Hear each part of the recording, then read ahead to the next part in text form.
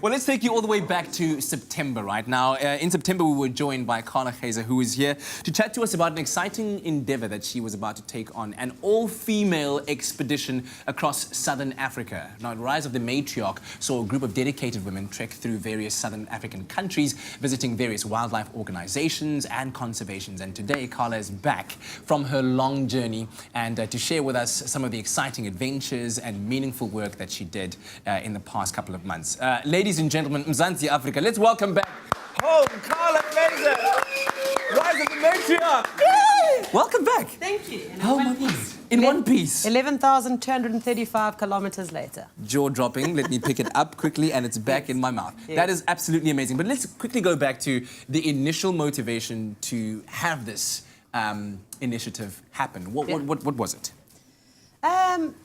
Just decided that to get a group of females together, when you've got a group of ladies from different walks of life, different countries, different ages.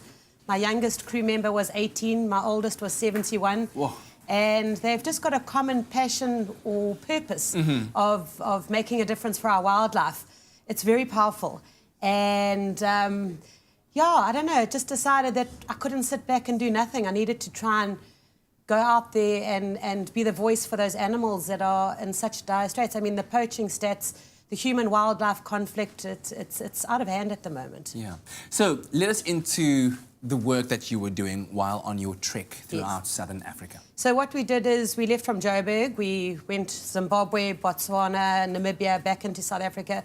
We handed out over 30,000 educational booklets to children in rural communities that are adjacent to these hotspot or conflict areas. Yeah. So we went to a lot of schools, just trying to get into the hearts and minds of these kids, because you know, if you can teach them or how to coexist with animals.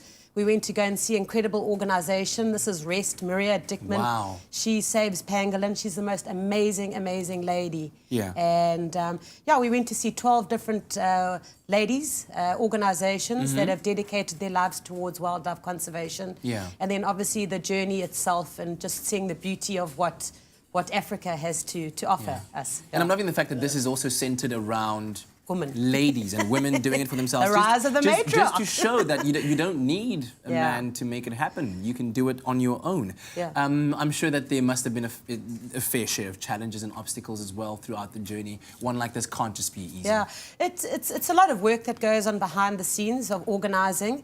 It was an incredible journey, and we, as I say, every time we go anywhere, we always get asked, where the men? What do you... what happens if you need to change a tyre? And we're like, well, we change it. Then you change a tyre. That's what happens. Yeah, but yeah, the support from people along the way is incredible. Yeah, it's very special. So 30,000 educational booklets later. Yes. Lots of young minds That's us that doing have some now... work there in Botswana. Yeah. Lots of young minds being educated and taught to appreciate the magnificent natural splendour that we have in Africa. Yeah. What now? Rise of the Matriarch is done. It was successful. What now?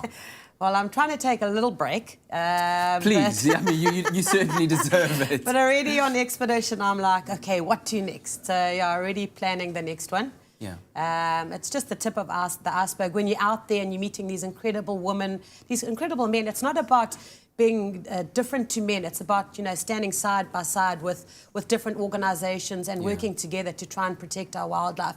But yeah, I already started plotting the next one for next year. So I've got Instagram and Facebook at Blue Sky Society. Excellent. And people can just follow, and I'll be updating and releasing soon when we're going to be heading out again. That's us at one of the schools, and it's an amazing school in the Damara-land. Oh, look the at kids that. are beautiful. I promise. Look at the smiles. Their bright eyes waiting on the future. And I guess, as I was thinking now, that the biggest and most important thing about this is that there's no certain metric to measure the success of an expedition like this. What matters is that you did it. I did it. And a second time, and whether it changes one child's life, 10 100%. children's lives, who knows what they could become in terms of leadership in helping to conserve our wildlife out there. And it all started off with you. So thank you very much. And welcome back home. Looking forward to the next one. And we can follow you at Blue Sky Society on social media to keep up with what you're doing. Thank you so much. Fantastic stuff. Way to start a Monday.